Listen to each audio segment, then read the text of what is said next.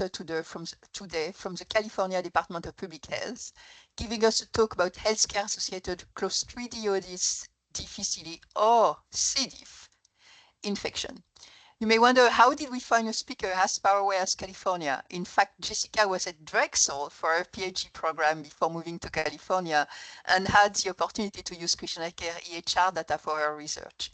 But before I introduce her more thoroughly, let me mention some housekeeping issue. We continue to provide CME credits for our Tech Talks and our ID series presentation. We will distribute the information via email to those who registered for today's event. But if you did not register prior to today's talk, you can still obtain CME code information from Deborah Rees, and her email address will be posted in the chat box.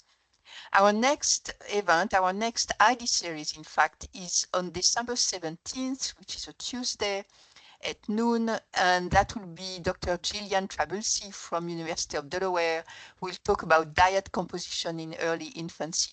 So you really do not want to miss this presentation. Also, Dr. Trabulsi gave us a talk several years ago, and it was extremely interesting and informative.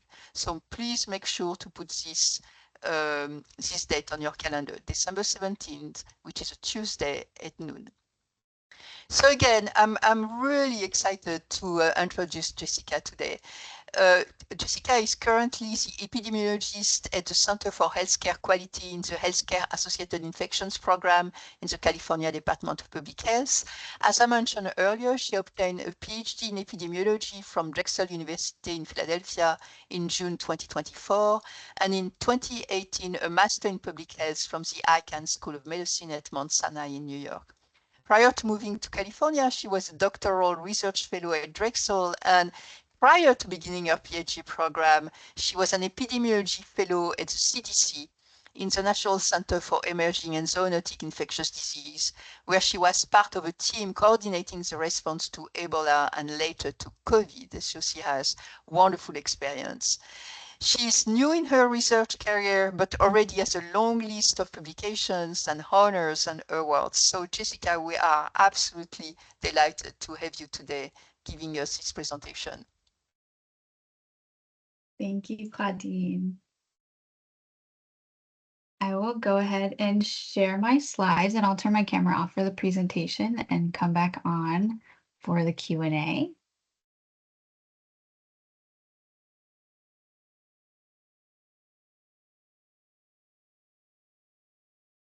All right. Yes, so thank you, Claudine, for the wonderful introduction. As she mentioned, I'm Jessica Webster. I'll be presenting this tech talk today. And I'm currently an epidemiologist with the California Department of Public Health. However, the work that I'll be discussing today was part of my doctoral dissertation that I worked on at Drexel University.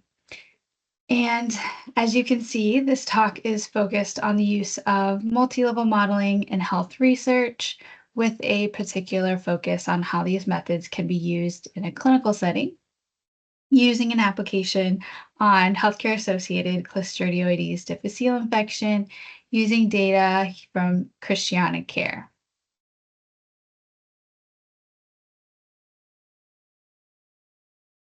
So a brief agenda on the talk today. I'll start by going over a multi-level modeling in health research. It's a very high-level background.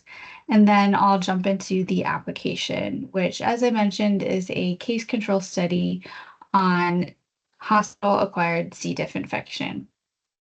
I'll give you all an overview of this study, some considerations and challenges that we ran into using this type of data.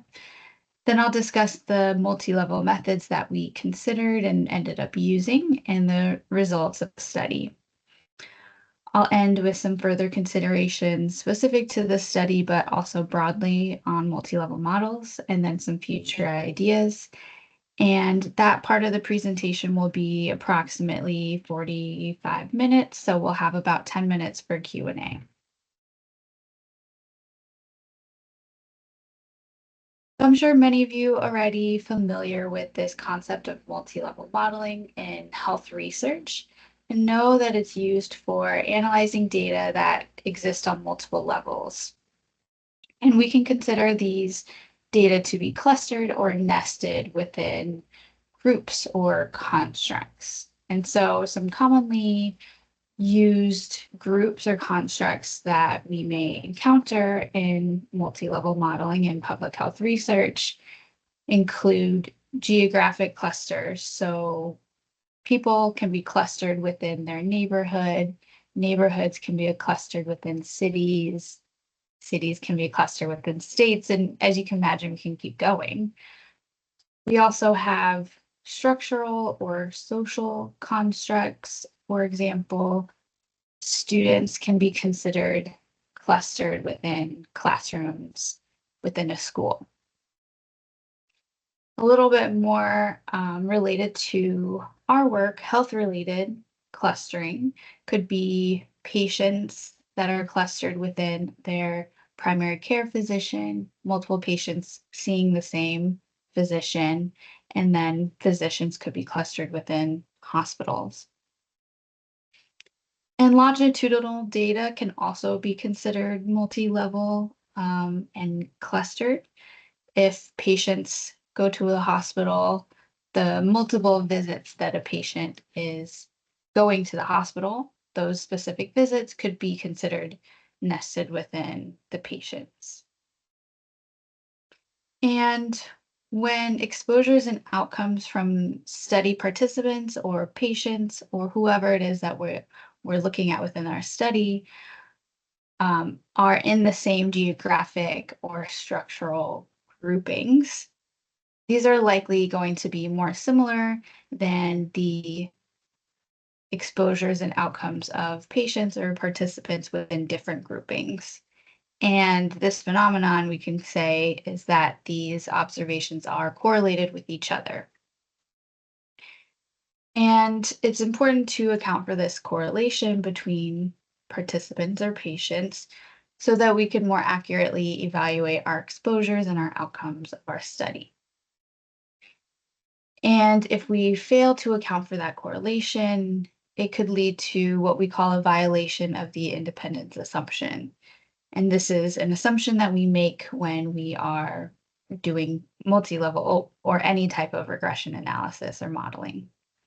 And a violation of that assumption could lead to smaller standard errors, and that could in turn lead to finding statistical significance in an association when there is not actually a true difference.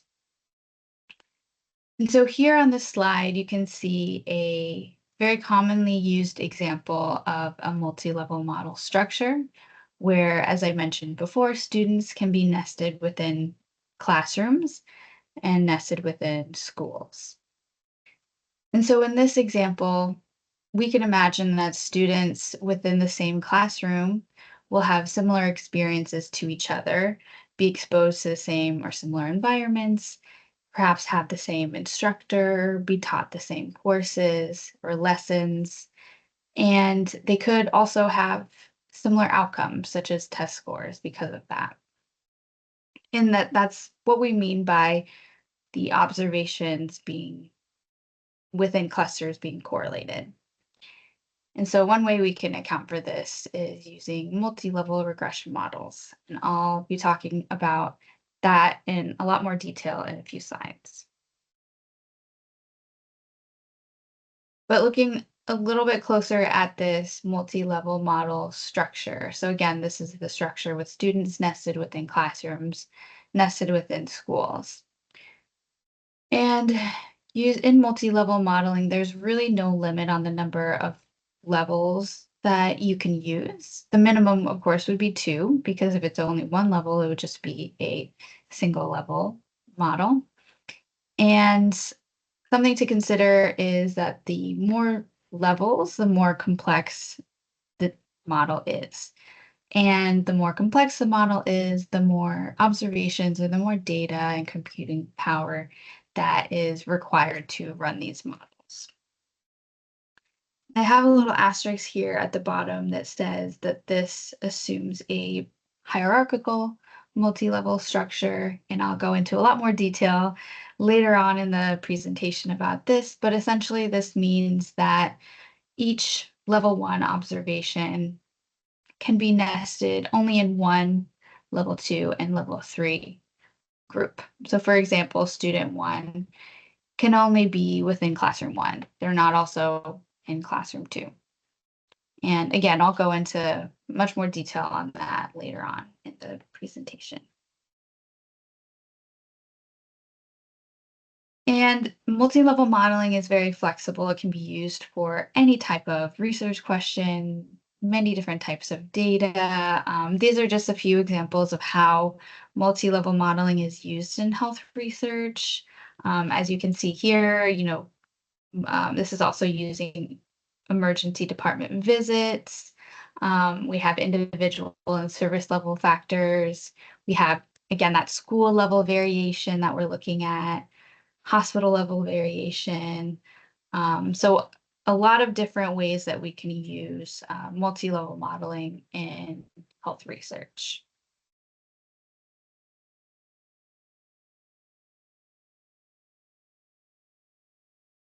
So now I will get into the application of this multi-level modeling method.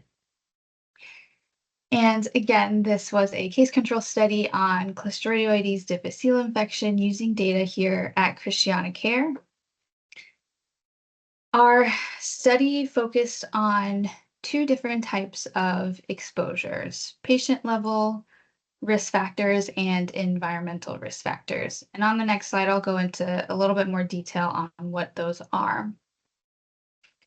Our outcome, of course, was healthcare associated C. diff infection, which is a bacterial infection. We collected demographic, comorbidity, infection status, and transferred data from the electronic health records for patients who had been admitted to ChristianaCare between 2019 and 2023.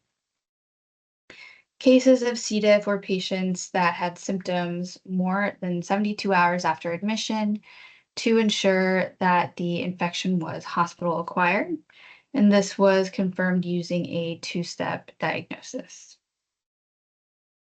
And controls were patients who did not test positive for C. diff infection during their hospitalization and were hospitalized during the same time period as the cases.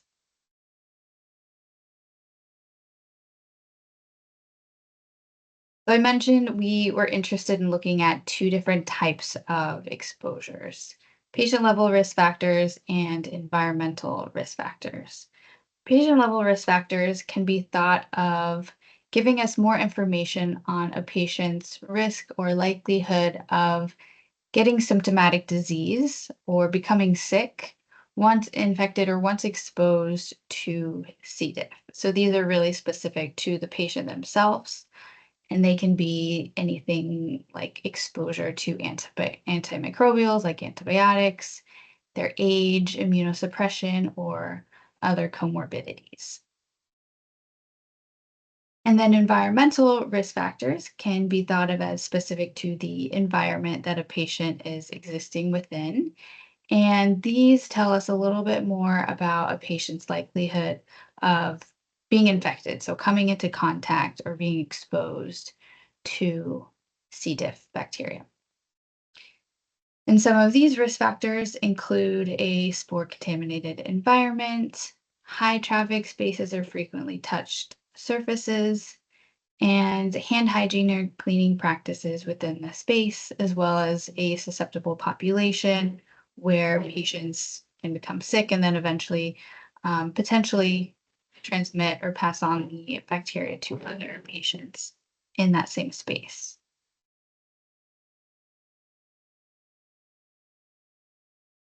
And so, why are we looking at these two different types of risk factors? And that is because we can think of infection prevention and control measures sort of in those two different groups as well. Related to patient level risk factors, we can think of prevention and control measures that target patient susceptibility. So those are measures that will hopefully help prevent a patient from becoming sick or having symptomatic disease once they're exposed. And these could be diagnostic or antibiotic stewardship, eventually vaccination, and then treatment with fecal microbiota transplant to prevent further spread of the bacteria. And then we have prevention and control measures that target environmental transmission. And these measures are focused on preventing the exposure to the bacteria. So these could include case isolation, cleaning and disinfection of spaces, hand hygiene of individuals who are within those spaces, as well as use of personal protective equipment.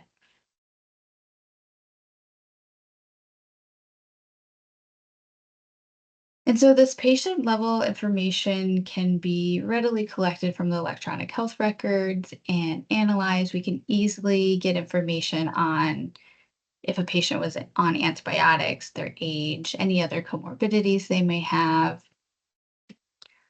But it was a little bit more difficult for us to get the information on the environmental risk factors. And we knew that we wanted to account for these environmental risk factors because we knew that it could be important to a patient's likelihood of having C. diff.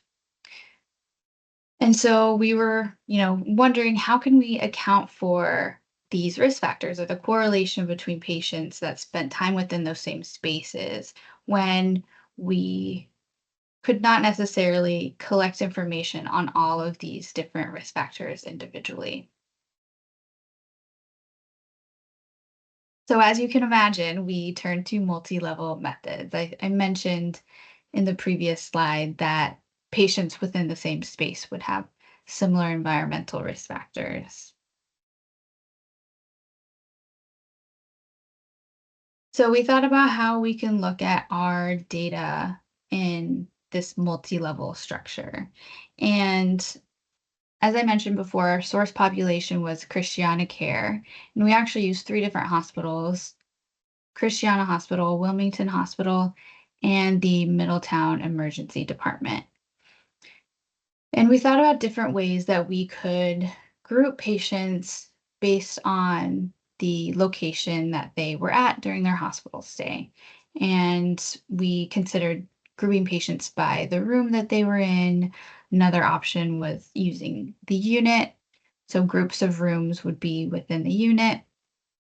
And for ease of model development, we decided to cluster patients within the unit that they had been in during their hospitalization, considering that the rooms within the units would likely have similar features, such as these risk factors listed here. So we can assign risk factors to the different units based on those environmental risk factors, which are specific to the units, versus patient level risk factors, which would be specific to the patient.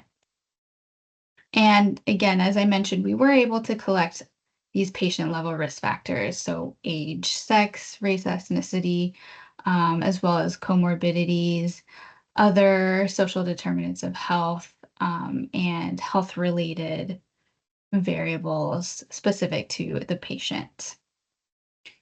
And then the unit level or the environmental risk factors, these are things that we would have liked to collect data on, and we considered these to be specific to each of the units.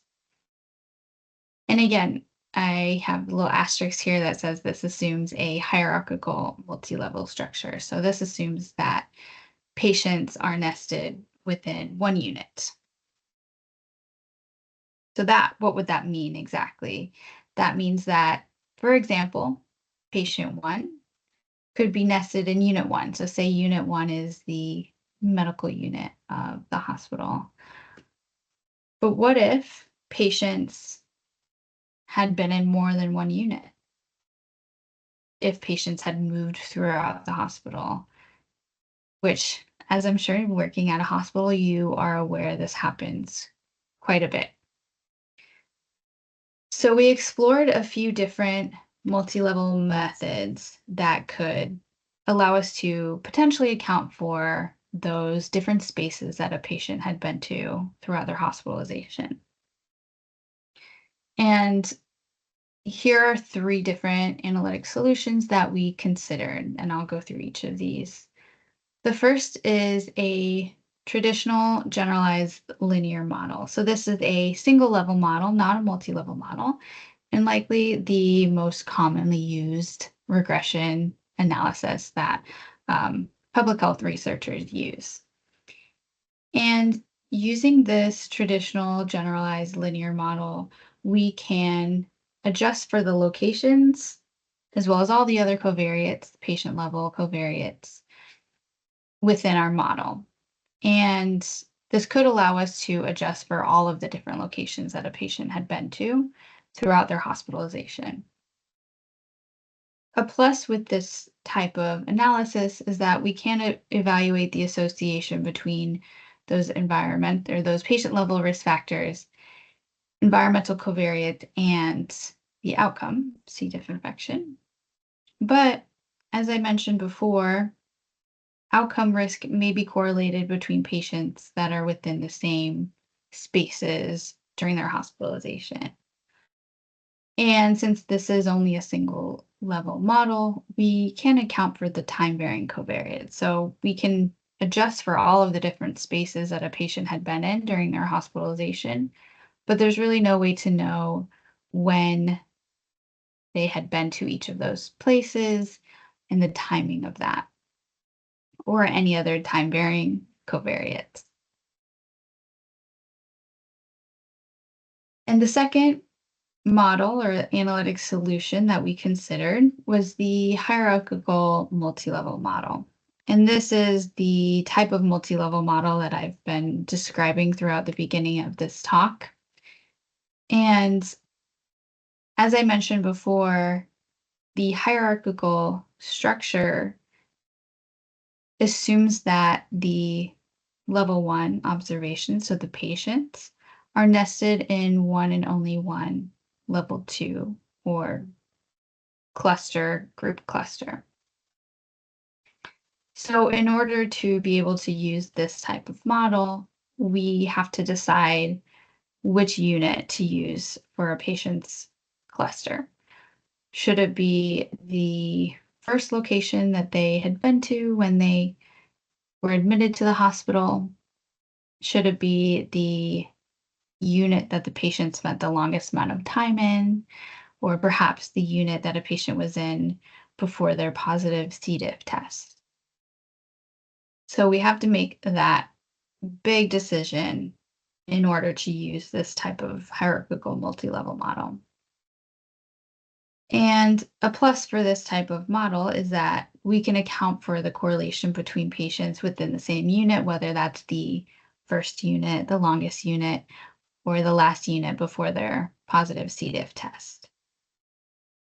However, with this type of multi-level modeling, again, we still are not able to account for any time varying cluster or covariate. So if a patient had been to more than one unit during their hospitalization, we aren't able to account for that within this type of structure.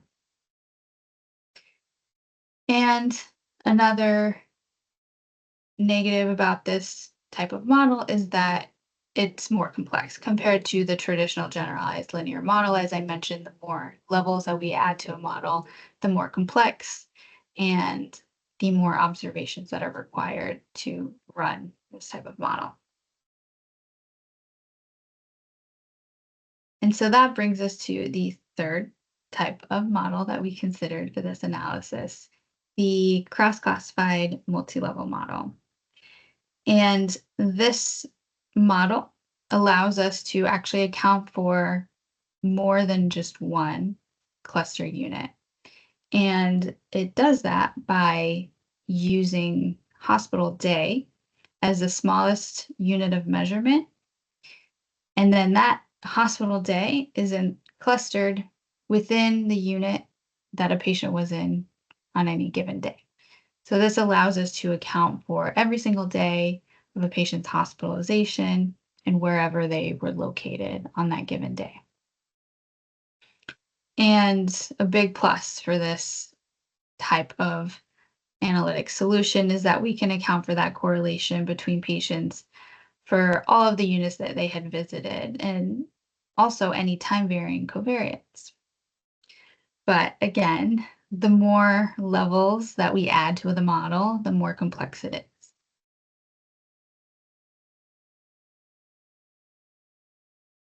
And for this analysis and for this presentation, I will be showing the results of the hierarchical multi-level model and the cross-classified multi-level model.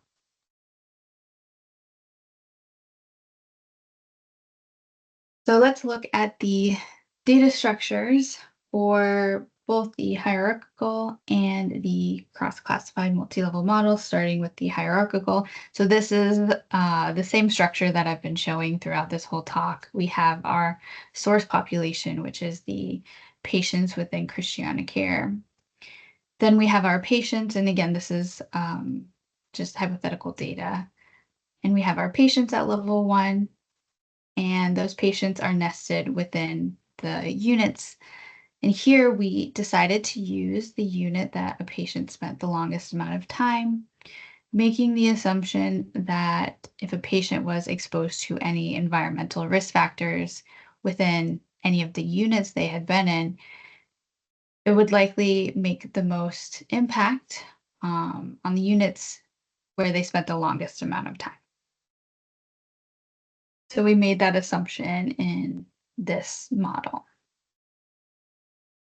So here you can see, for example, patient 1 spent the longest amount of time, patient 1 and 2 spent the longest amount of time in unit 1, which, for example, could be the medical unit.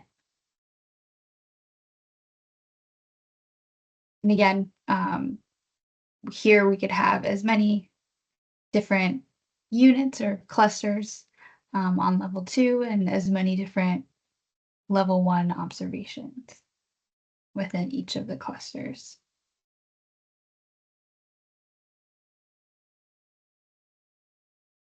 So now looking at the cross-classified multi-level model. So as you can see, it's a little bit more complicated than the hierarchical model. Here, instead of the 2 levels, patient and unit, we have 3 levels, but technically we have 1 level 1 and 2 level 2s. So here we have hospital day as the smallest unit of measurement, or the lowest level. And we can see that it starts at day 0, which is a patient's admission to the hospital, and goes all the way up until a patient's discharge or death if they died in the hospital. And then we can see that hospital day is then nested hierarchically within patient. So that is because a patient's hospital days can only belong to them. So that's why patient day is nested hierarchically within patient. But then it is also nested simultaneously within unit. And that nesting structure is cross-classified. So each day of a patient's hospitalization will be nested within the unit that a patient was in on that specific day. So for example, patient 1 was admitted to the hospital and admitted to, for example, the medical unit. They stayed there for their first day and then were transferred to the surgical unit on day 2 and stayed there for their 3rd day as well. Similarly, patient 2 was admitted to the hospital and admitted to the medical unit and stayed there on their first day as well. They were transferred to surgical on day 2, but then transferred again on day 3 to oncology. So this gives you an idea of how these nesting structures are hierarchical, but also cross-classified in this specific type of model. And as you can imagine, the longer a patient is in the hospital, the more complex it can be, because there can be a lot of transfers within the hospital, within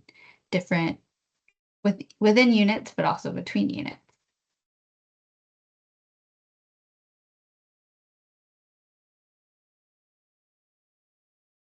And so what does this tell us? Once we have this structure, we have our data, and then we run the model. So these multi-level models are similar to single-level models. We can estimate the association between those patient-level risk factors that I mentioned and our outcome, which is C. diff infection.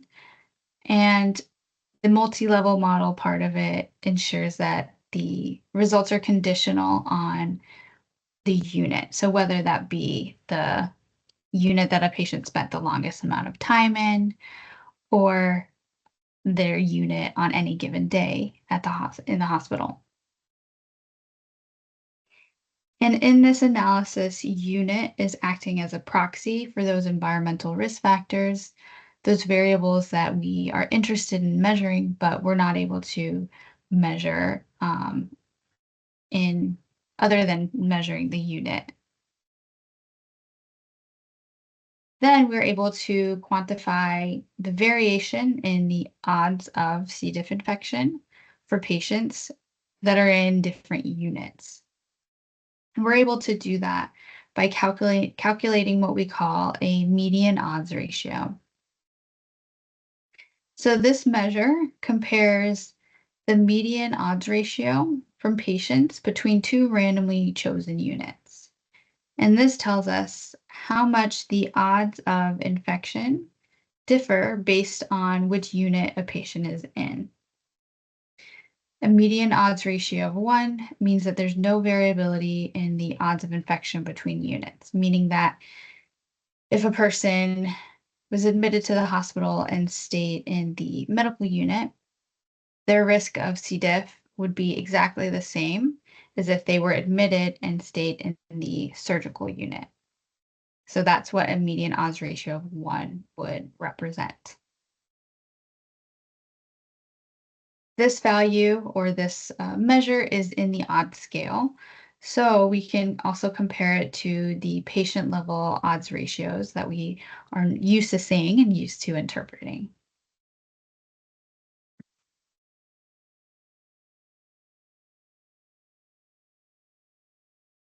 All right, so now getting into the results of the study. The first thing we did when we collected the data from ChristianaCare was look at how patients are moving throughout the hospital. So this is a network map that shows us the movement of patients between and within units of the 3 different facilities. So as you can see, the purple represents the units within Christiana Hospital. The green represents the units within Wilmington Hospital, and the teal represents Middletown Care Center. And for ease of data collection, we only extracted the first 4 units that a patient had been to, assuming that the majority of patients had only been transferred a few times. So this 5th, this orange bubble, represents the patients that had been transferred more than 4 times throughout their stay. And the size of the bubble represents the number of patients that had been in that unit throughout their hospitalization for all of our patients. So as you can see, the Christiana Hospital Emergency Unit had the most patients over that study period, followed by medical.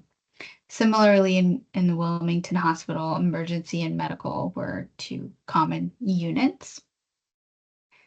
And then the lines between the units represent the transfers, and you can kind of see the arrows. It's a little bit harder to see the arrows on the thinner lines, but you can see the arrows that represent the direction of transfer. And the thickness of the lines and the arrows represent the number of transfers. So as you can see, a lot of patients were transferred from Christiana Emergency to medical because this line and arrow here are a lot thicker than many of the other ones. Similarly, between the emergency and medical units at Wilmington Hospital, there were a lot more transfers in this direction compared to some of the other patient transfers.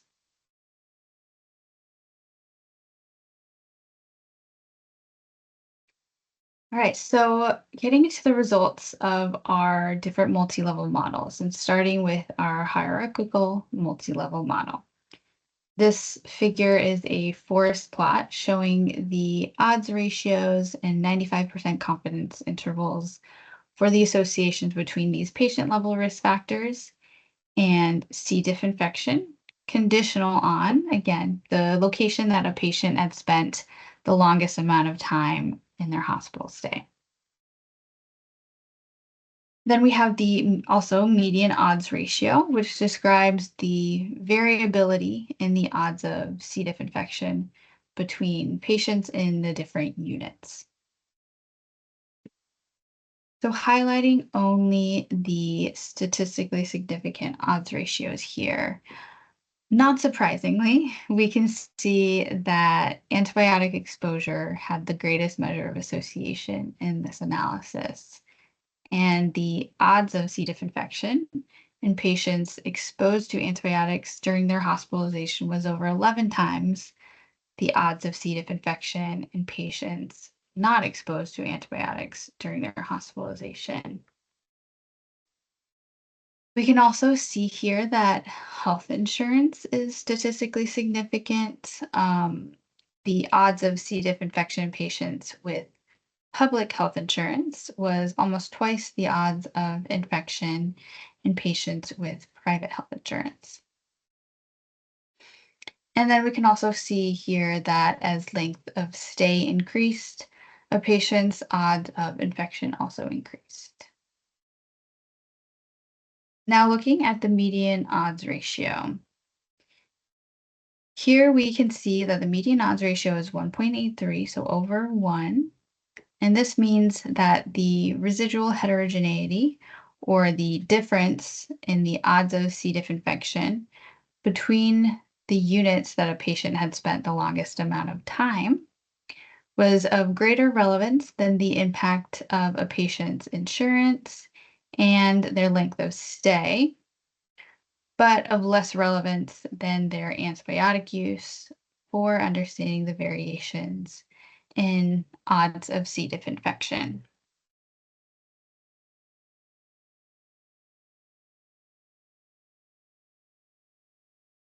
Now looking at the results of the cross-classified multi-level model. These were very similar to the results of the hierarchical model. Antibiotic exposure and public health insurance were both associated with greater odds of C. diff infection. Length of stay was not here associated with C. diff infection, perhaps because we are accounting for the specific days of a patient's hospitalization in this model. With a median odds ratio of 2.71, similar to the hierarchical model, we can conclude that the residual heterogeneity between units, so the difference in the odds of infection between units, was of greater relevance than the impact of insurance, but again, not as great as the impact of antibiotic use for understanding variations in the odds of infection. We can also see that the median odds ratio for this model is greater than the median odds ratio in the hierarchical multi-level model. That one was 1.83. And this is perhaps suggesting that by only accounting for one unit, we could be losing information related to the environmental risk factors that a patient had been potentially exposed to that we are able to account for in this cross-classified model, and we're not able to account for in the hierarchical model.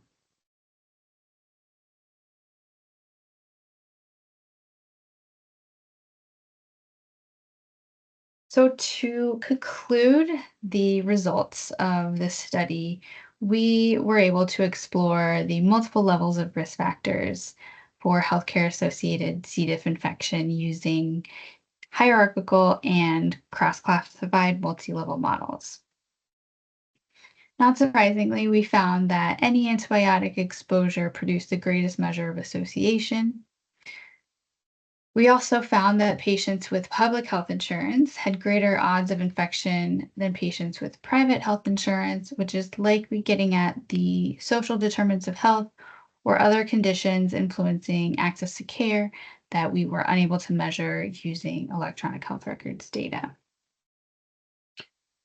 The analysis of the residual heterogeneity between the units demonstrated the importance of a patient's location and where they are, the environmental risk factors that they could be exposed to their odds of infection, even more than most of the patient level risk factors that we measured.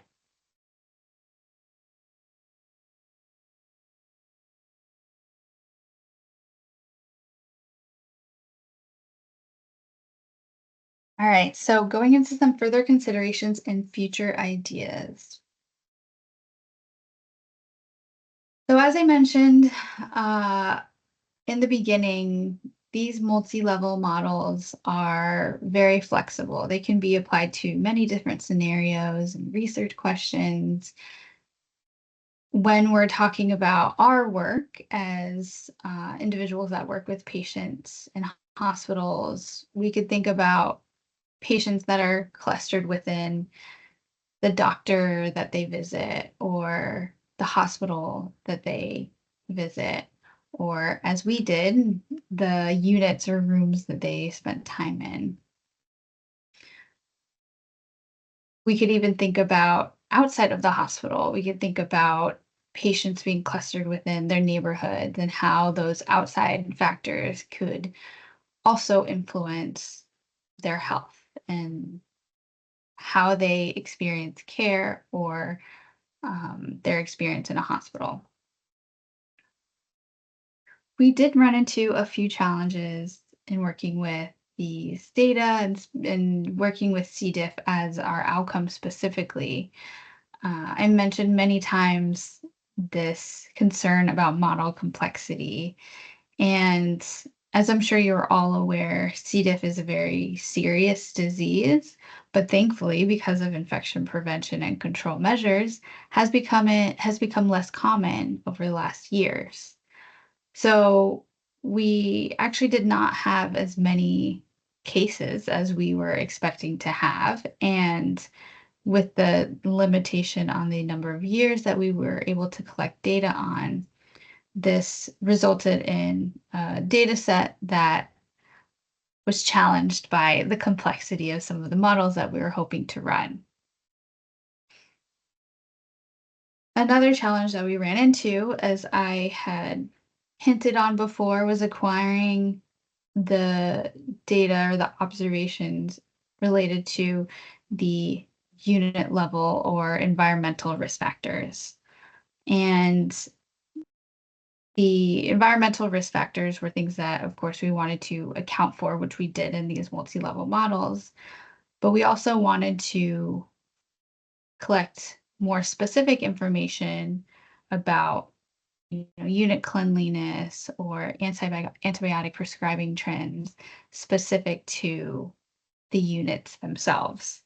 And this is one of the main future ideas that we had, collecting those unit level variables, that information on the environmental risk factors that could be specific to each of the units. And this would allow us to use multi-level models similar to what we did in this analysis, but we could then say, oh, so what is it about the units that make the odds of C. diff different? We could say it's because this unit prescribes more antibiotics, or this unit has a cleanliness score that's lower than the other unit.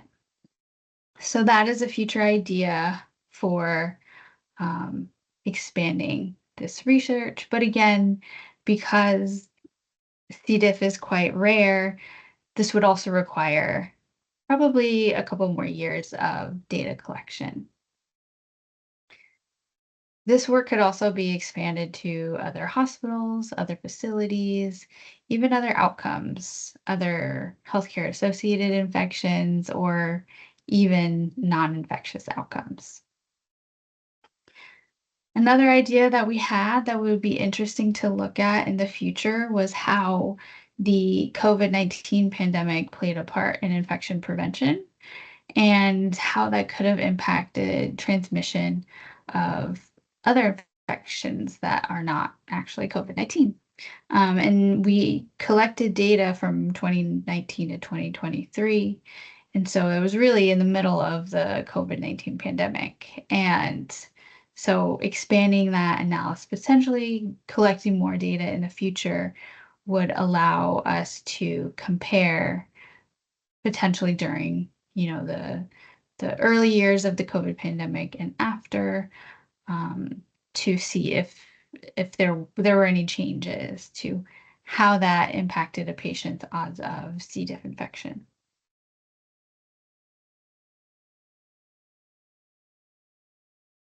And so I'd like to acknowledge my collaborators at Drexel University, my dissertation committee, who helped me get through this research, as well as collaborators at ChristianaCare who assisted with the development of this study, the collection of the data, and then setting up this presentation. And I would like to thank everyone who joined today as well, and happy to answer any questions about this work. So much, Jessica, for this wonderful presentation. Very, very clear. Really, really wonderful. Thank you. I learned a lot. Any question from the audience?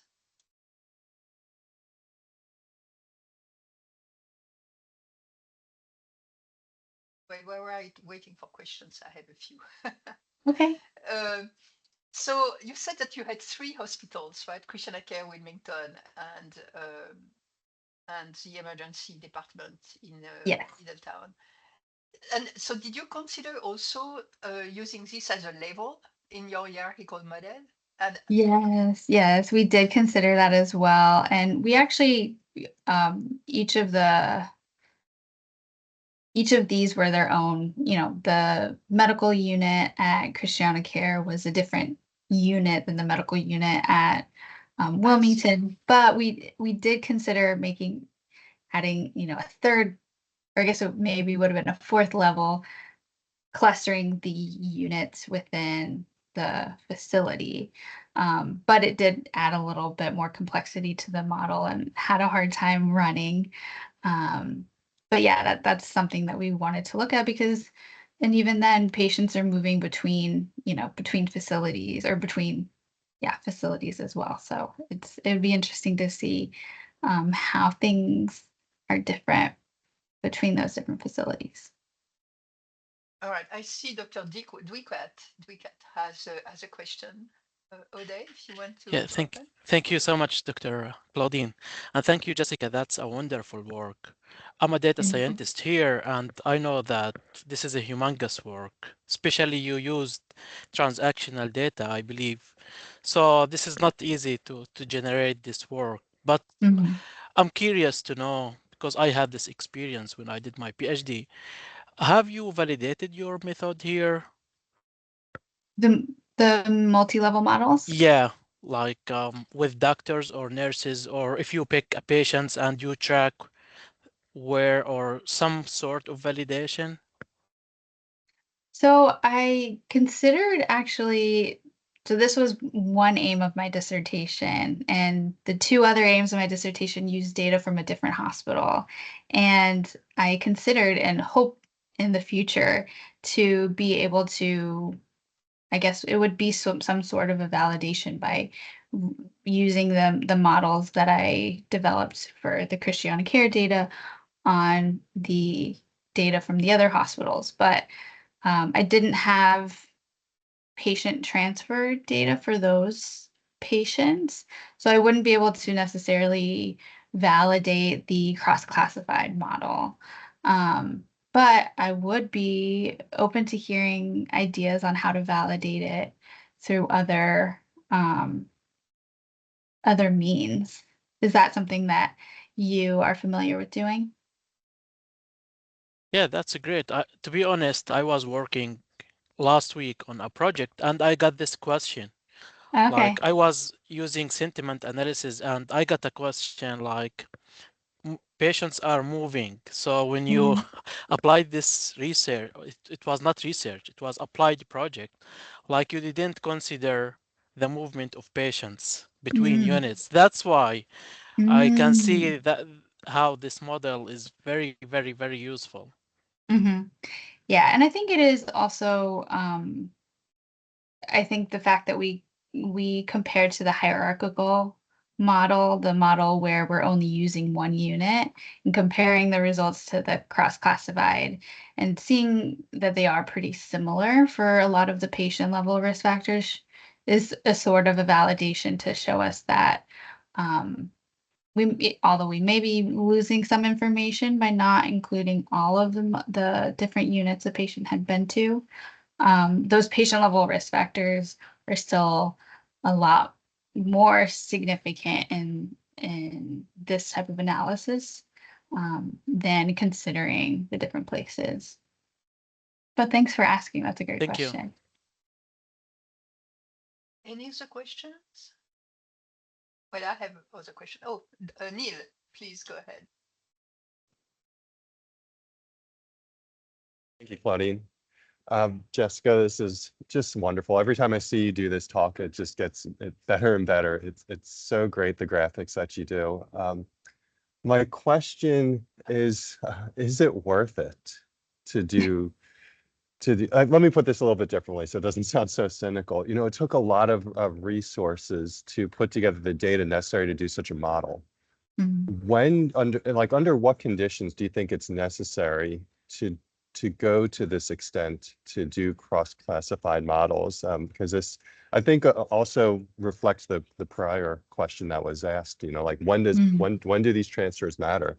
Is there a point at like during this your continuum of doing the research where you could just say, okay, I think it's sufficient to do a regular multi-level model, or like how do you know when you need these fancy models? Yeah, that's a great question too. And I think also why we wanted to compare the hierarchical versus the cross-classified to see, is it worth it? Is it worth going to the trouble of getting day level information about where a patient had been? And I think in this scenario, my dissertation work, it was worth it because I learned so much. And this was a process. Really, my dissertation, I wanted it to be about learning this method and showing others how to use this method. And I suppose in scenarios where, in thinking about like hospital data, when patients are moving more, or when a patient had been to, say, for example, there's a facility where a patient had been to one unit and had been there for a really long time, and then transferred to another unit and was just there for a day and then left the hospital. In that scenario, the unit a patient had spent the longest amount of time in would be the unit where they really had most of their environmental exposures. But if patients are more likely to just, move around a lot and really not be exposed to one place for a long period of time or a significant period of time compared to the other units or the other spaces, then it could potentially make more of an impact, or we could lose more information by not accounting for those other locations. And so I think it really depends on the type of data, the scenario, because these multi-level models are also used in social epidemiology. So again, with the students in the neighborhoods. So really, yeah, I think it would depend on the data and the observations and how people are moving or how these clusters are changing.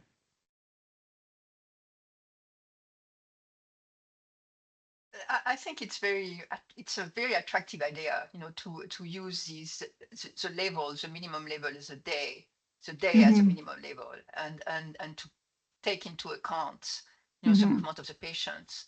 And Yeah. as Neil mentioned, it is resource intensive. I think we experience that, but maybe, if for future work, if it seems that it's worth it, and maybe that's something we could also discuss with ODI. Maybe if we could standardize the way we extract this information, electronically, Mhm. then the analysis, because you have your models that are already done, should not be too time consuming. What is really time consuming is the data extraction and the Yes. organization of the data set. Mhm. So, if we think that it will be very helpful for multiple projects, then we probably should make, an effort to try to standardize this type of data extraction. Mhm. And one other thing, it's also useful when we're looking at other time varying covariates, such as antibiotic exposure. We know exactly the days that a patient was exposed to antibiotics, the days that a patient had received a procedure, as opposed to if we hadn't looked at the every single day of a patient's hospitalization, it would just be overall, like a more aggregated level. So, but yes, I agree that now that it's been done, it may be more straightforward for future. Any other questions? Well, I have a quick question also. You mentioned COVID at the end. Was it a variable in your data set? And I'm sorry, I can't remember. Did you exclude the patients who had COVID from your study No, population?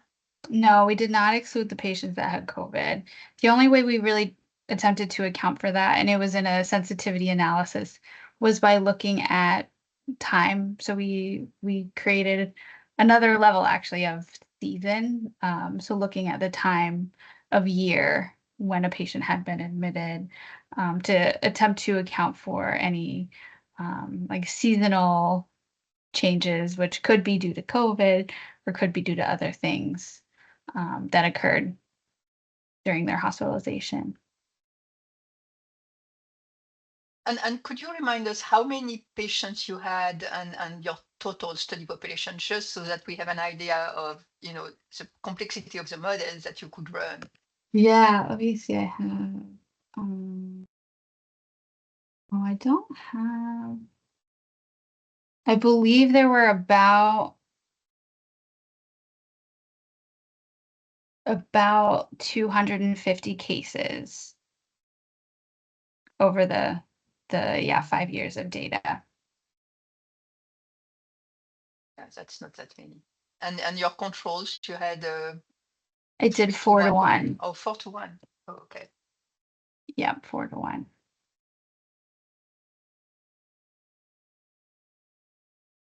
Right. Any other question? See any hands? Well, thank you so much, Jessica. This was really a wonderful, wonderful presentation. And again, I think